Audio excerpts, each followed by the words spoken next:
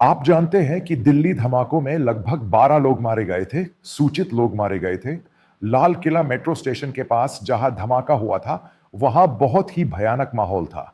इसके एक हिस्से के रूप में दिल्ली पुलिस, भारत की राष्ट्रीय जांच एजेंसी, भारत की अन्य सुरक्षा एजेंसियां, इसका हर कार्य क्षेत्र यानी एक भी व्यक्ति अकेला नहीं बचा है, इसकी जांच चल रही है।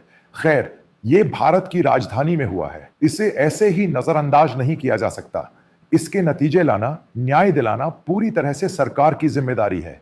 इसी के एक हिस्से के रूप में हमें सुबह की खबरों से पता चला कि जमात इस्लामी जम्मू कश्मीर और दिल्ली में पाया गया है। यानी आप जानते हैं, मीडिया वन, मध्यम अखबार अप्पा, ये इसका एक और अध्याय है। जम्मू कश्मीर, दिल्ली और अन्य हिस्सों में ये सभी अलग है। केरल अलग है, कर्नाटक अलग है, तमिलनाडु अलग है, जम्मू कश्मीर अलग है, दिल्ली अलग है, लेकिन ये आपस में अच्छी तरह जुड़े हुए हैं। इसके पीछे सबके मामूदी विचार है। उद्देश्य भारत को एक इस्लामी राज्य बनाना है। इसी के तहत लगभग 200 जगहों पर छापेमारी की गई। कई लोगों को हिरासत में लिया गया। पुलिस, केंद्रीय रिजर्व पुलिस और एजेंसियां कड़ी कार्रवाई कर रही हैं। जब मैंने इसके बारे में जानने वाले कई लोगों से पूछा, तो मुझे समझ आया कि मलयाली इसमें शामिल है, क्योंकि जैसा कि आप जानते हैं, जमाते इस्लामी जो एक बौद्धिक शिक्षित व्यापारियों का समूह है और इसके साथ ही वे कट्टरपंथी इस्लाम का एक इस्लामी राज्य बनाते हैं। यही उनका उद्देश्य है। जाहिर है, यह उसी का हिस्सा है। यही कारण है कि मीडिया वन और ये सभी मीडिया संस्थान भारत विरोधी वैश्विक आतंकवाद, हमास, कट्टरपंथी इस्लाम और आत्महत्या करके खुद को उड़ाने वाले व्यक्ति के पक्ष में ये बातें लिख रहे थे। आपको याद होगा कि मैंने कहा था कि ये पीएफआई है, यानी ये है। इस पर बैन लगाने के बाद उन्होंने कहा कि जमाते इस्लामी अगला होगा, क्योंकि जब उन्होंने कई एजेंसी के अधिकारियों से बात की जो इसकी जांच कर रहे थे, तो उन्हें पता चला कि जमाते इस्लामी के पास एक जहरीला पदार्थ है जो दिया जा रहा है। वो जहरीला पदार्थ न केवल भारत में बल्कि पूरी दुनिया में फैल गया है। उन्होंने केरल के इस छोटे से राज्य से इस तथाकथित इस्लाम को मानने वाले कई मलयाली लोगों को अपना समर्थन आधार बनाया है। भारत के कई विश्व व्यवस्था में उन्होंने केरल से लोगों को लाकर एक ऐसा ई जहरीला पदार्थ तैयार किया है। उनका नारा है, भारत विरोधी, भारत को नष्ट करो। आपको इस तथ्य के बारे में सोचना चाहिए कि ये लोग कांग्रेस में शामिल हो गए हैं। यही इसकी सबसे बड़ी घटना है। समझिए कि जम्मू कश्मीर में जमाते इस्लामी पर प्रतिबंध लगा दिया गया है। इसी तरह केरल में जमाते इस्लामी और मीडिया पर प्रतिबंध लगाया जा रहा है। चीजें इसी तरह चलती है। उनकी फंडिंग और दूसरे कार्यक्रम, भारत विरोधी गतिविधियां, आतंकी गतिविधियां, साथ ही हमास को दिया जाने वाला समर्थन आधार, वैश्विक धन लेन देन वगैरह है। इस बारे में कई जांचें हो चुकी है। आप जानते हैं, भारत में ऐसे संगठन पर प्रतिबंध नहीं लगाया जा सकता। यहां सुप्रीम कोर्ट और दूसरी अदालतों में इस पर सवाल उठाए जा सकते हैं। जमाते इस्लामी का मीडिया वन चैनल सबसे जहरीला है। बस यही बात है कि वे हर चीज में मुस्लिम एंगल ले आते हैं। उस एंगल में वे आतंकवाद में भी घुसपैठ करने की कोशिश करेंगे। तो आप जानते हैं कि पहले सरकार ने इस मीडिया वन को लाइसेंस नहीं दिया था।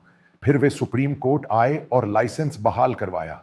फिर जब उस एक मामले में उन्होंने लाइसेंस नहीं दिया, जब उन्हें स्टे मिल गया, तो उन्होंने सोशल मीडिया में भी अपनी पैठ बढ़ा ली। यही उन्होंने इस बार में कहा। कोई भी इसे बड़ा नहीं मानता, बल्कि वे इसे एक आधार बताते हैं। समुदाय के भीतर एक खास समुदाय बनाकर आतंक फैलाया जाए, यानी आतंकवाद, यानी हल्के फुल्के लोगों, डॉक्टर, इंजीनियर वगैरह जो पढ़े लिखे वर्ग के हैं को लाकर उनके जरिए घुसपैठ की जाए। यह एक बहुत बड़ी भयानक घटना है जो रची गई है। इजराइल हमास के समय में जमाते इस्लामी के मीडिया प्लेटफॉर्म और पूरा सोशल मीडिया क्या कहता था? वे आतंकवाद के पक्ष में खड़े थे। आप यह सब तब जायज ठहरा रहे हैं जब आतंकवाद दुनिया भर में हो रहा है। आपको इस बारे में सोचना चाहिए। भारत में और इस छोटे से केरल में, इसलिए मुझे वहां की महत्वपूर्ण राजनीतिक पार्टियों, कांग्रेस और सीपीएम से कहना है कि आप उन्हें कैसे एडजस्ट कर सकते हैं। वे भारत के पक्ष में नहीं है। भारत में लोकतंत्र है, मुझे आजादी है, आपको आजादी है, कोई भी किसी की आलोचना कर सकता है।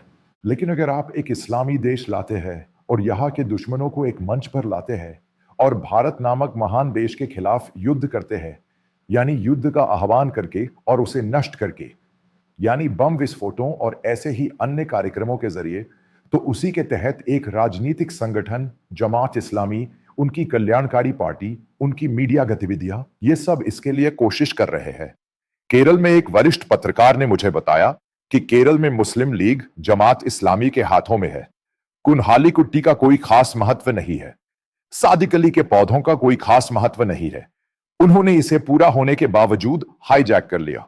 इसीलिए उन्होंने कहा कि चंद्रिका अखबार में छपे लेख अहाया सोफिया वगैरह इसकी वजह थे। खासकर मुस्लिम लीग वालों के लिए इसमें कोई दिलचस्पी नहीं है, लेकिन केएम शाहजी और अन्य सहित पूरा नेतृत्व जमाते इस्लामी के लोग हैं। इसीलिए लीग ने तय किया है कि वह जमाते इस्लामी के बिना नहीं चल सकती। उन्होंने बाकी मामलों से निपटने के लिए कांग्रेस को बनाया। सीपीएम भी बुरी है इसमें, दोनों ही इसका हिस्सा है। सबसे जरूरी बात यह है कि आने वाले दिनों में जमाते इस्लामी केरल में इस पर प्रतिबंध लगा देगी। दिल्ली धमाकों से उनके तार जुड़े हुए हैं, यह तो सबको पता है। कई विश्वविद्यालय के छात्र, कई शिक्षक, नौकरशाह, उच्च स्तरीय कंपनियों में काम करने वाले टेक्नोक्रेट और आईटी क्षेत्र में काम करने वाले डॉक्टर, इंजीनियर, ये सभी भारत में आतंकवाद को वित्त पोषित करने में शामिल है। जमाते इस्लामी यही कर रही है। यही महत्वपूर्ण बात है। हमें यह समझना होगा कि जमाते इस्लामी को इस धरती से मिटना होगा। आप जानते हैं कि एक सुबह बांग्लादेश में क्या हुआ था। अगर आप नई पीढ़ी की क्रांति कहते हैं तो कितने लोग मारे गए हैं, उन्होंने कितने भारतीयों को बर्बाद किया है। जमाते इस्लामी यानी भारत छोड़कर जाने वाले भारतीय और उनका समर्थन करने वाले पूरी दुनिया में फैल गए हैं, क्योंकि मलयाली पूरी दुनिया में रहे। इसलिए जमाते इस्लामी जो इसी तरह का जहरीला आतंक फैला रहा है, उसके नारे और नारे केरल में कोई भविष्य नहीं है। मैं यही कह रहा हूं, मोदी सरकार सख्त कार्रवाई करने और किसी को भी अकेला न छोड़ने का इरादा रखती है। यह समूह भारत पर कई तरह से और कई स्तरों पर हमला करने की कोशिश कर रहा है। उन्हें बताइए कि जमाते इस्लामी एक ऐसा समूह है जो भारत पर कई तरह से और कई स्तरों पर हमला करने की कोशिश कर रहा है। उनके लिए एक बौद्धिक आधार तैयार करें और हिंदुओं में से कुछ लोगों को ले, किसी ईसाई से लो, फिर उसे जनता को दिखाओ और फिर कहो कि सब कुछ जहर है। ये उस 13 बम विस्फोट से भी बड़ा जहर बात कर रहे हैं। केरल में जो राजनीतिक दल इसका समर्थन करता है वही सबसे बड़ा है। ये बात हमें पच नहीं रही। लोगों की नजर में कैसी शांति है। दुनिया में सबसे ज्यादा आतंकवाद को ही ले लो। ऐसा क्यों है कि उनमें से 95% एक खास समुदाय से है। दुनिया भर में इस पर शोध और कार्यक्रम हो रहे हैं। केरल में इस पर बात करना संभव नहीं है। एक बार जब यह हो जाता है तो बड़ी समस्या यह है कि केरल के डीजीपी रहे लोकनाथ बहारा ने उन्हें कट्टरपंथ विरोधी यानी कट्टरपंथी इस्लाम की ओर वापस लाने की बहुत कोशिश की, लेकिन वे इसका विरोध कर रहे हैं। यही तो उन्होंने कहा था। वे कहते हैं कि भारत इस दुनिया को तबाह कर देगा, भारत पूरी धरती को तबाह कर देगा। वे भारत महान साम्राज्य को तबाह कर दो। यही बात ये चैनल और ये सभी मीडिया संस्थान भारत को एक इस्लामी देश के रूप में पेश करने की पूरी कोशिश कर रहे हैं। इसमें 1-2 हिंदुओं और कुछ ईसाइयों का नाम लिया गया है। एजेंडा वही है। इस पर प्रतिबंध लगाने का समय बीत चुका है। हालांकि मैं एक बात से बहुत संतुष्ट हूं, इसमें कोई शक नहीं कि मोदी सरकार इस पर प्रतिबंध लगाएगी। संभावना है कि इस जमात में शामिल लोगों को गिरफ्तार करके जेल में डाल दिया जाएगा। यानी आने वाले दिनों में केरल में जमात पर प्रतिबंध लगने से केरल की राजनीतिक सियासत में कोई शक नहीं कि बदलाव आएगा।